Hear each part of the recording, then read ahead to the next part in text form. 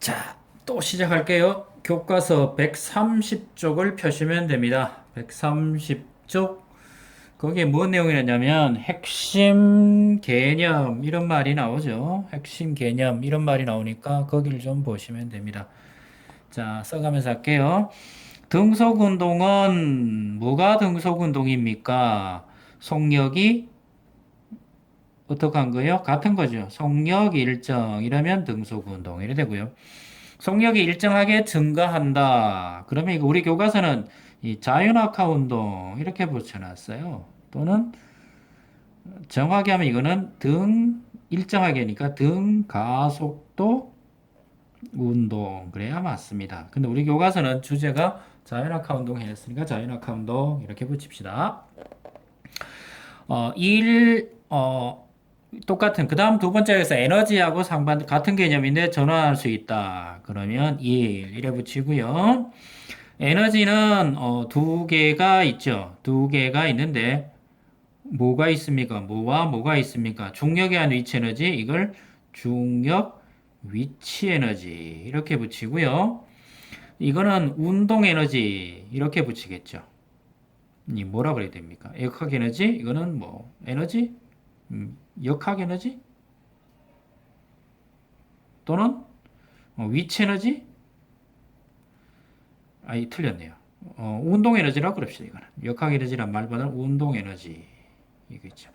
이거는 2분의 1 질량 곱하기 속도의 제곱. 이거는 운동하는 물체가 뭐 하면서 정지하면서 하는 일이에요. 운동하는 물체가 정지하면서 하는 일을 운동 에너지 또는 운동하는 물체가 정지할 수 있을 때 가지는 할 수 있는 일 그래서 운동 에너지 이렇게 붙입니다. 달려가는 자동차, 날아가는 총알 이런 것들도 전부 운동 에너지를 가지고 있다 이런 말을 씁니다. 물체의 빠르기는 밑에 거 볼까요? 물체 빠르기 일정한 시간 동안 물체가 이동 거리로 구할 수 있으며 이를 무엇이라고 합니까? 속력 또는 속도라고 그러죠. 운동하는 물체 이동 거리는 시간에 비례하여 등속 운동한다. 그러면 그래프를 그리면 이런 모양이 되죠. 이쪽은 시간, 이쪽은 속도. 등속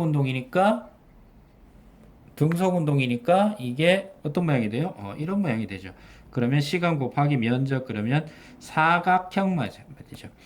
시간에 비례하여 증가함으로 나타내면 사각형 모양이 되죠.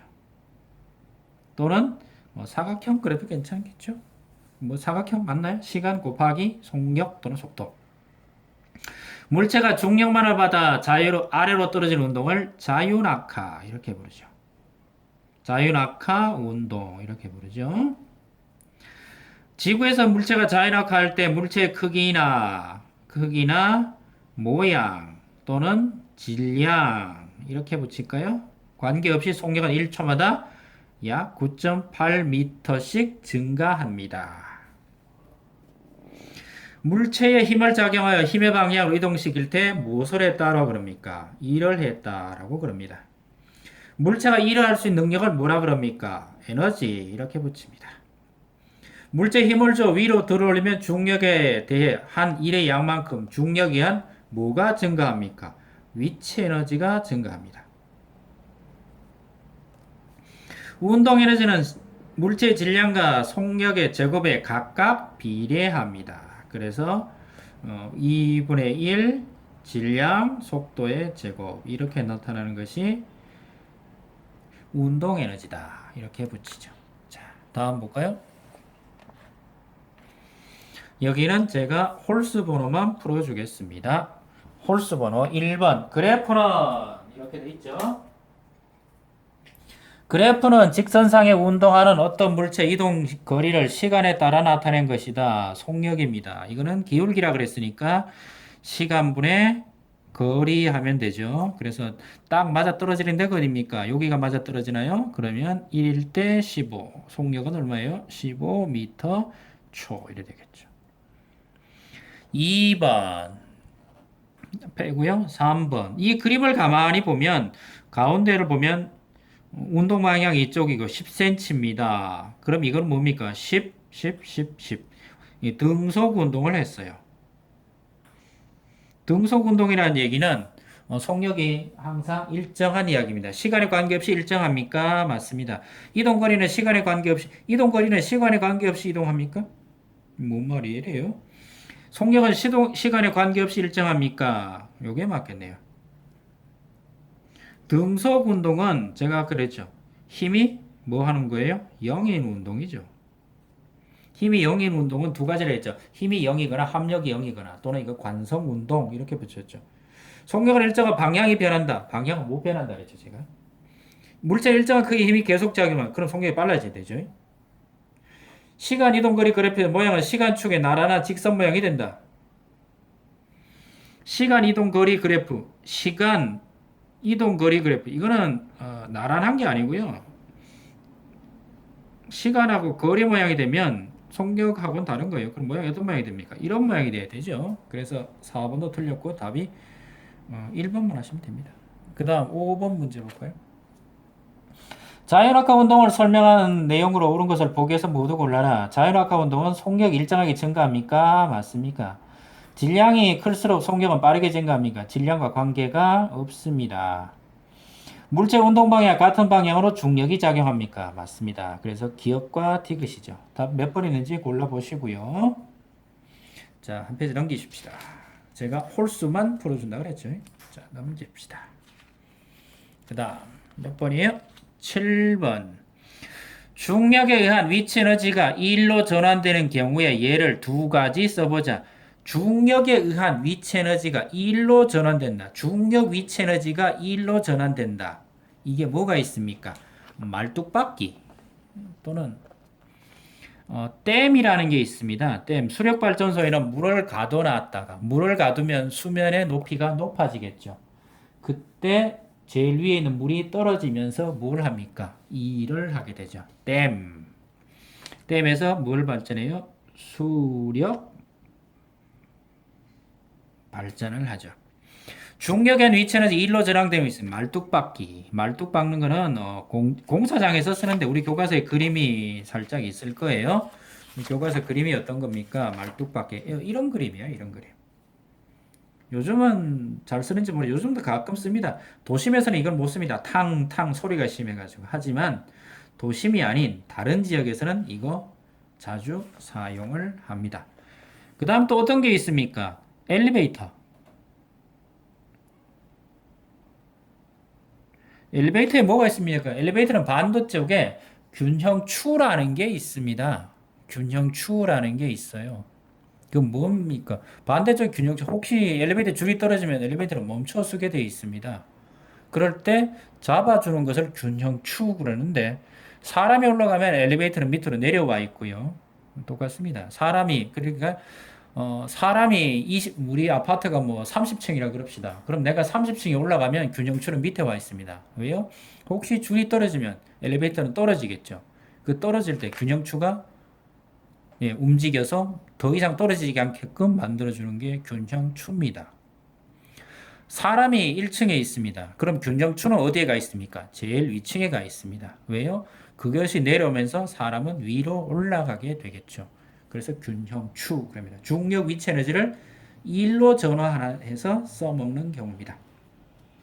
자, 7번 했으니까 9번 볼까요?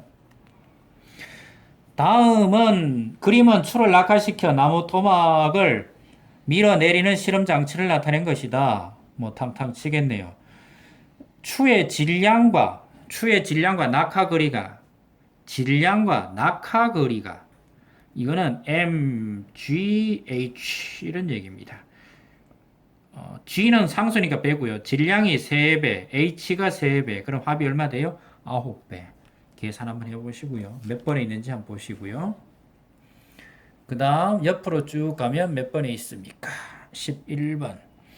다음은 공이 자유낙하할 때 1초 간격으로 기록한 물체의 위치와 속력을 나타낸 것이다. 0일 때는 0이었고 1일 때는 4.9, 2일 때는 19.6, 3일 때는 44.1. 자, 시간 속력 그래프를 그려봐라. 속력이 일정하게 증가하는 그래프라 그랬죠. 요 사이가 얼마예요? 요거 9.8씩 증가합니다. 요거도 9.8이에요. 그래서 그래프를 그려보시기 바랍니다.